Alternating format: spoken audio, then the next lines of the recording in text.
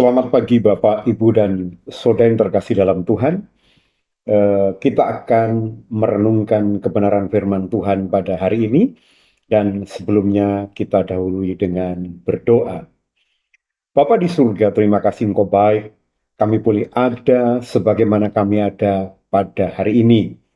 Kalau sebentar kami tidak bersama-sama merenungkan kebenaran firman-Mu, Tuhan layakkan kami sehingga firman-Mu benar-benar menjadi pelita dalam kehidupan kami. Makasih Bapak, layakkan kami semuanya, dan di dalam nama Tuhan Yesus Kristus kami berdoa, mengucapkan syukur dan mengalaskan doa ini. Haleluya. Amin. Tema renungan pada hari ini adalah orang yang menguasai diri akan mampu membuat keputusan yang baik. Dan kita akan bersama-sama membaca sebuah ayat di dalam Amsal pasal yang ke-25, ayat yang ke-28, yang demikian bunyinya. Orang yang tak dapat mengendalikan diri adalah seperti kota yang roboh temboknya. Saudara sekalian, ketika saya mencari tahu tentang fungsi tembok pada zaman itu, termasuk fungsi tembok yang dikenal di dunia sampai saat ini, seperti tembok di negara Cina, itu rupanya ada beberapa hal. Fungsi tembok pada zaman dahulu memiliki fungsi untuk pertahanan. Juga fungsi tembok adalah sebagai simbol identitas dan juga untuk mengatur perdagangan. Nah, utamanya tentu saja ketika tembok itu dibangun adalah untuk fungsi pertahanan. Apa maksudnya bahwa fungsi tembok adalah untuk pertahanan? Yang pertama, bahwa tembok itu digunakan untuk dibangun untuk melindungi wilayah dari suatu kota dari serangan musuh. Gitu kan? Yang kedua, tembok yang dibangun dengan ukuran tertentu, dengan lebar tertentu, diharapkan akan mempersulit musuh untuk masuk ke wilayah itu atau ke kota yang dilindungi oleh tembok tadi. Kemudian, biasanya tembok yang dibangun untuk kebutuhan pertahanan tadi, di sana akan didirikan menara pengawas. Gunanya buat apa? Gunanya untuk mengirimkan sinyal atau pertanda kepada penduduk, kepada orang-orang yang berkompeten, bertanggung jawab atas keamanan kota itu bila terjadi ancaman dari luar. Misalnya melalui mengirimkan sinyal itu bisa dilakukan dengan mengirimkan asap dengan kode tertentu atau api dengan kode tertentu. Sehingga dengan kode itu maka orang yang ada dalam perlindungan tembok itu atau tentaranya atau pemerintahnya bisa bersiap diri untuk menjaga agar keamanannya tetap terjaga. Demikian juga tembok dilengkapi dengan gerbang untuk mengatur lalu lintas perdagangan dan militer. Itulah sebabnya maka fungsi tembok ini menjadi sangat penting bagi suatu negara atau kota, khususnya pada zaman itu. Dan saudara sekalian, tembok itu biasanya dibangun juga dengan satu ukuran tertentu. Sehingga ketika dibangun itu bukan sekedar sebagai simbol saja, tetapi benar-benar digunakan untuk perlindungan bagi negara atau kota yang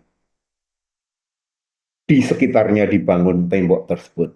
Berdasarkan sumber dari Wikipedia yang saya baca, maka panjang tembok kalau di Yerusalem, yang mengelilingi Yerusalem itu, tembok itu sepanjang 4.018 meter.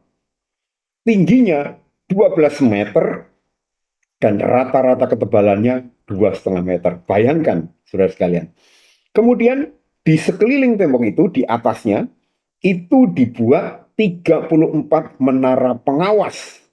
Saudara bayangkan. Jadi sebuah tembok yang dibangun oleh bangsa atau kota dan di Yerusalem itu adalah sebuah tembok yang benar-benar digunakan untuk melindungi dan untuk menjamin keamanan dari kota tersebut. Di dalam Amsal pasal 25 ayat yang ke-28 dikatakan orang yang tak dapat mengendalikan dirinya adalah seperti kota yang roboh temboknya. Artinya apa? Artinya orang yang tidak dapat mengendalikan diri disamakan dengan orang yang sangat lemah, orang yang mudah dikalahkan, orang yang mudah dihancurkan. Dan itu sudah dibuktikan dengan beberapa kejadian yang terjadi. Baik itu tokoh di dalam Alkitab ataupun kejadian yang terjadi di dunia di sekitar kita, dan itu menjadi bahan pelajaran yang baik buat Bapak, Ibu, Saudara, dan saya. Saudara sekalian, contoh di dalam Alkitab, saya akan sebutkan dua orang yang kemudian menurut saya dia gagal, dia jatuh, gara-gara dia tidak dapat mengendalikan dirinya. Yang pertama, saudara, kita mengenal dengan Raja Daud. Raja Daud adalah raja yang diurapi oleh Tuhan. Bahkan dia dikatakan lebih hebat dibandingkan Saul pendahulunya. Sehingga dikatakan oleh rakyatnya pada saat itu, Saul mengalahkan beribu-ribu, tetapi Daud mengalahkan berlaksa-laksa. Artinya jauh lebih banyak apa yang dilakukan oleh Daud, karena Daud adalah orang yang hebat. Tetapi sayangnya pada suatu keadaan, pada suatu situasi, Raja Daud ini tidak mampu mengendalikan dirinya. Bayangkan, dia seorang raja yang hebat, dia punya kekayaan yang luar biasa. Tetapi sayangnya dia tidak mampu menahan diri ketika dia melihat wanita yang sedang mandi. Itu adalah Nyonya Uria. Nah, karena dia tidak dapat mengendalikan diri, maka keputusan yang dibuatnya adalah keputusan yang fatal, keputusan yang salah. Apa itu? Yang pertama, dia menginginkan istri dari Uria, Nyonya Uria ini untuk menjadi istrinya. Bahkan kemudian ada sesuatu yang mengerikan juga. Karena dia tidak dapat mengendalikan diri, maka Raja Daud mengutus Uria yang adalah prajurit yang setia untuk kemudian ditaruh di medan perang di paling depan supaya bisa terbunuh di dalam peperangan tersebut. Ketidakmampuan mengendalikan diri ini membuat Raja Daud memiliki beberapa strategi jahat yang dia lakukan. Dan akibatnya, saudara, Daud dinyatakan berbuat salah, bahkan anak dari Daud yang diperoleh bersama dengan wanita tadi meninggal dunia. Contoh yang kedua yang terdapat dalam kitab adalah Simson. Saudara sekalian, dia adalah seorang nasir Allah yang tidak pernah terkalahkan sepanjang hidupnya. Dia punya kekuatan, dia punya energi, dia powerful. Tetapi rupanya dia tidak dapat mengendalikan dirinya ketika dia melihat Delilah, wanita yang dicintainya. Akibatnya dia mengambil keputusan yang salah. Dengan apa? Dia memberitahukan kelemahannya. Dia memberitahukan apa yang semestinya tidak dia sampaikan kepada orang lain. Dan akibatnya, di dalam Alkitab disampaikan bahwa dia kemudian ditawan. Kemudian dia dibuat matanya menjadi buta. Dan akhirnya dia dipermalukan di depan lingkungan raja. Dan kisahnya berakhir tragis. Dia meninggal bersama dengan reruntuhan dari tembok yang dia robohkan dalam sebuah acara. Bapak, Ibu, dan saudara sekalian yang terkasih, ketidakmampuan mengendalikan diri, akhirnya orang-orang itu mengambil keputusan yang salah. Keputusan yang ujungnya membawa hasil yang sangat tidak baik, tetapi mencelakakan. Di dunia ini, ada satu contoh, saudara. Seorang petinju kelas berat dunia, dikatakan dia menjadi raja KO. Bahkan dikatakan dia menjadi orang yang paling kuat di dunia katanya. Kita mengenal dia. Tetapi apa yang terjadi? Dia tidak dapat mengendalikan dirinya ketika bertanding dalam sebuah pertandingan tinju. Dia melanggar dengan cara apa? Menggigit telinga lawan. Sehingga didiskualifikasikan. Orang yang sama, petinju itu, karena dia tidak mampu mengendalikan dirinya. Kalau dari sumber yang saya baca, kemudian dia menggunakan narkoba dan obat-obatan yang terlarang. Sehingga kemudian dia mengalami kegagalan. Bahkan yang menyedihkan saya baca, petinju ini, dia melakukan kekerasan terhadap wanita. Dia memiliki hubungan dengan 1.300 orang wanita. Keputusan ini membuat dia kemudian menjadi tidak konsentrasi dalam dia berlatih. Dia tidak memiliki fokus dalam apa yang mestinya dia kuat, menang, dan berprestasi.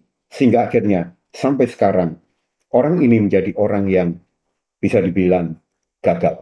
Ayat Mas pada hari ini, Amsal 25 ayat 28. Orang yang tak dapat mengendalikan diri adalah seperti kota yang roboh temboknya.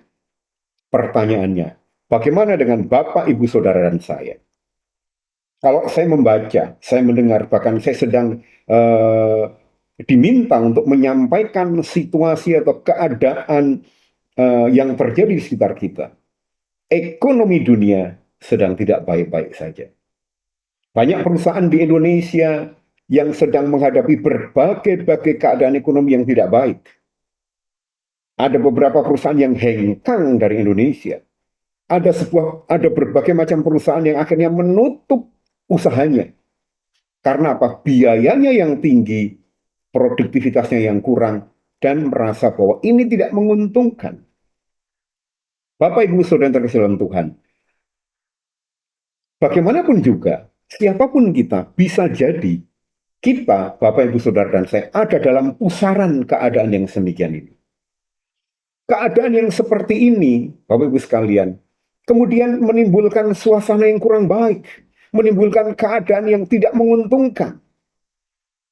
Kemudian juga kondisi seperti ini membuat komunikasi barangkali di antara keluarga kita, di antara lingkungan kita menjadi tidak baik.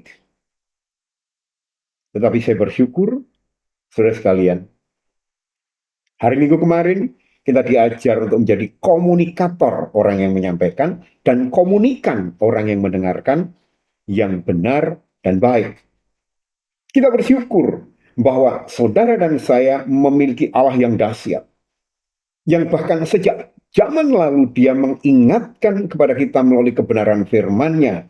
Orang yang tak dapat mengendalikan diri adalah seperti kota yang roboh temboknya. Artinya dia mengingatkan saudara dan saya untuk kita senantiasa memiliki kemampuan mengendalikan diri.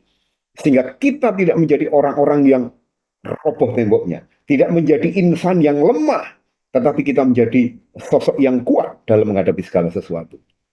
Itu sebabnya Bapak Ibu sekalian, penting buat kita semuanya untuk lebih sering lagi merenungkan kebenaran firman-Nya, lebih rajin lagi mengikuti kegiatan humble untuk membahas, merenungkan, mengingat kembali firman Tuhan di dalam kegiatan kita sehari-hari bersama orang di sekitar kita, lebih tekun lagi dalam kita beribadah dan mengikuti kebenaran firman Tuhan sementara kita beribadah. Karena apa? Ketika kita mendengarkan firman Tuhan, kemudian kita menaruh itu dalam hati kita, maka saudara dan saya diajar, diingatkan untuk menjadi orang yang mampu mengendalikan diri kita dan bukan menjadi kota yang roboh atau yang lemah. Tetapi Bapak, Ibu, Saudara, dan saya menjadi dikuatkan karena kita belajar terus dan melakukan firman Tuhan dan membuat Bapak, Ibu, Saudara, dan saya menjadi pribadi-pribadi yang handal. Kita berdoa. Bapa di surga, terima kasih Engkau mengingatkan melalui kebenaran firman-Mu pada hari ini, supaya kami mampu mengendalikan diri kami, Tuhan. Sehingga kami tidak menjadi orang yang lemah, orang yang mudah roboh, orang yang mudah gagal. Melainkan kami mampu mengendalikan diri kami. Sebab itu Tuhan, ajari kami untuk senantiasa melekat dengan Engkau, merenungkan kebenaran firman-Mu dan melakukannya dalam hidup kami sehari-hari, sehingga kami menjadi orang-orang yang kuat karena kami ditopang oleh Allah, karena kami mengandalkan Tuhan, dan Tuhan menolong kami untuk kami mampu mengendalikan diri kami. Terima kasih Bapa. Di dalam nama Tuhan Yesus Kristus kami berdoa, mengucapkan syukur dan alaskan doa ini. Haleluya. Amin. Semangat berkarya, semangat beraktivitas, terus kita mengendalikan diri kita dengan kita melekat pada Tuhan, sehingga Dia mengajarkan kita senantiasa melakukan kebenarannya. Tuhan Yesus memberkati.